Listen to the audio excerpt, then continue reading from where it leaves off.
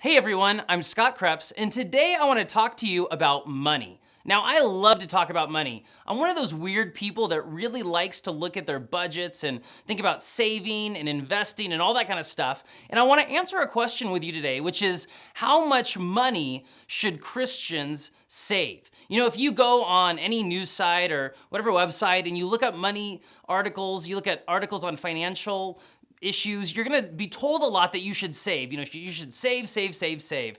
And I think saving is great. You know, there's a lot of Bible verses about saving. There's a lot of Proverbs that talk about the importance of saving. As Christians and just as wise people, it's good to save your money, invest your money. It's good to have money set aside for the future. But what I wanna share with you is one idea that revolutionized forever the way I look about saving. And it comes from the teaching of Jesus. And here's what Jesus teaches us about savings. Jesus views giving as saving. Okay, this revolutionary idea on saving comes from Jesus. It comes from his Sermon on the Mount. And in Matthew chapter 6, Jesus teaches us this incredible principle about our money. And here's what he says. Do not lay up for yourselves treasures on earth, where moth and rust destroy, and where thieves break in and steal. But lay up for yourselves treasures in heaven, where neither moth nor rust destroys, and where thieves do not break in and steal. For where your treasure is, there your heart will be also. When we think about saving our money, we tend to just think about saving up for a new house or for college tuition or a new car or something fun like a boat or a motorcycle, and all that stuff's great, and none of that stuff is bad in and of itself.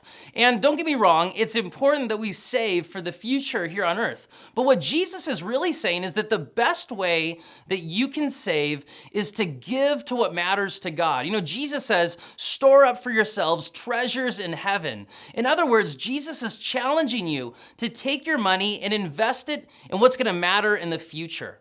And so here's the lesson that I've learned from this. Every time you give to God, you're saving and investing. I used to think that, this percentage of my budget went to giving to the church and to the poor and to God, and this percentage of my budget went to saving. But now I really look at all of my giving to the church as saving, because I'm putting it away for the future. I'm investing money for eternity. Every dollar that I spend giving to God's kingdom, giving to the church, giving to build God's work overseas, whatever it is, all of that money is being invested in the future, and one day it's gonna reap a huge reward in all eternity and in heaven. And so look at your bank account, look at your budget, and ask yourself, how much money do I save? Not just how much money do I save for an emergency, if the car breaks down, or for something I really want in the future, but how much money do I save for eternity? How much am I investing in what really matters in the future? Thanks so much for checking out this video.